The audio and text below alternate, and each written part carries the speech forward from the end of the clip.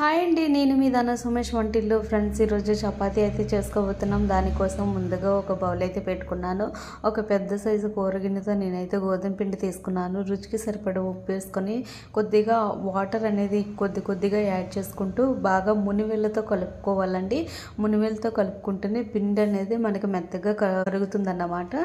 So వీడియోలో చూస్తున్నట్లుగా ఇలా మెదుపుతూ కలుపుకోండి. చాలా టేస్టీగా ఉంటాయి పుల్కాలు అన్నమాట. చాలా బాగుంటాయి వితౌట్ ఆయిల్ అన్నమాట. డైట్ మెయింటెనెన్స్ చేసే వాళ్ళు ఇలా అయితే ప్రిపేర్ చేసుకోండి. చాలా బాగా యూజ్ అవుతుందండి. ఒక్కసారి మనం పిండిని ఇలా కలుపుకున్న తర్వాత కొద్దిగా ఆయిల్ అయితే వేసుకుంటే, ఎందుకంటే మన చేతికి పిండి అనేది అంటుకుంటుంది కదా, దాని నుంచి మన చేయి అనేది సపరేట్గా అవుతుందన్నమాట. చూస్తున్నారు కదా, ఇలా అంటుకోకుండా ఉండడానికి కొద్దిగా ఆయిల్ అనేది వేసుకోండి. లేకపోతే కొద్దిగా నెయ్యి అనేది కూడా యాడ్ చేసుకోవచ్చు. మెత్తగా ఉండాలండి. దీన్ని ఒక 5 నిమిషాలు మనమైతే మూత పెట్టుకుని పక్కన అయితే పెట్టేసుకుందాము.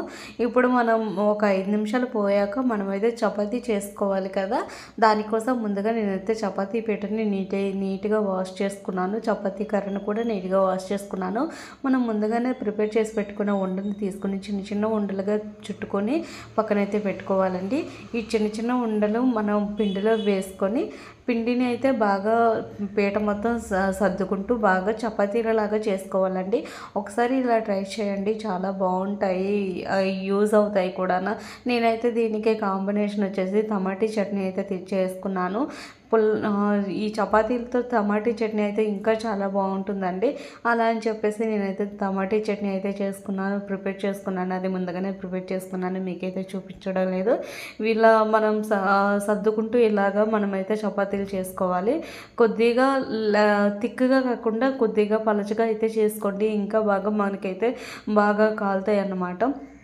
మనం ఒకసారి డైట్ మెయింటెనెన్స్ చేసేవాళ్ళు ఇలా చేయండి. చాలా మెత్తగా ఉంటాయి, చాలా టేస్టీగా కూడా ఉంటాయి, చాలా బాగుంటాయి, చాలా మనకి యూజ్ అవుతాయండి. మన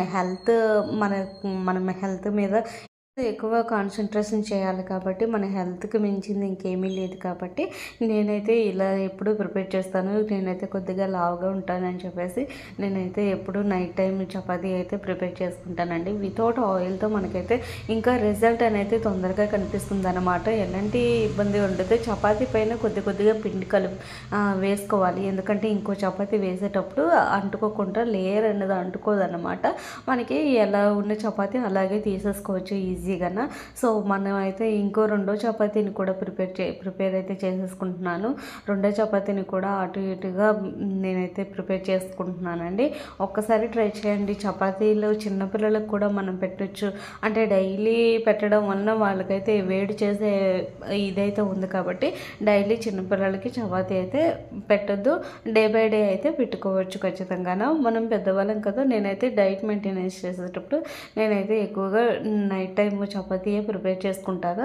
చపాతీ నేనైతే ఇలా ప్రిపేర్ చేస్తానండి. ఎప్పుడు వితౌట్ ఆయిల్తోనే ప్రిపేర్ చేస్తాను. ఇప్పుడు స్టవ్ ఆన్ చేసుకొని ఒక కళాయి అయితే పెట్టుకోండి.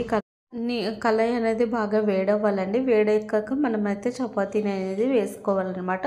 చపాతీని స్టవ్ అనేది మీడియం ఫ్లేమ్లో పెట్టుకోండి.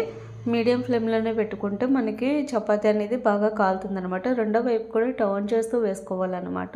టర్న్ చేసుకుంటూ వేసుకోవాలి. టర్న్ వేసుకున్న తర్వాత మనం ఇప్పుడు సపరేట్గా అంటే ప్యాన్ నుంచి సపరేట్గా తీసేసుకొని నేనైతే స్టాండ్ అనేది పెట్టుకుంటున్నాను.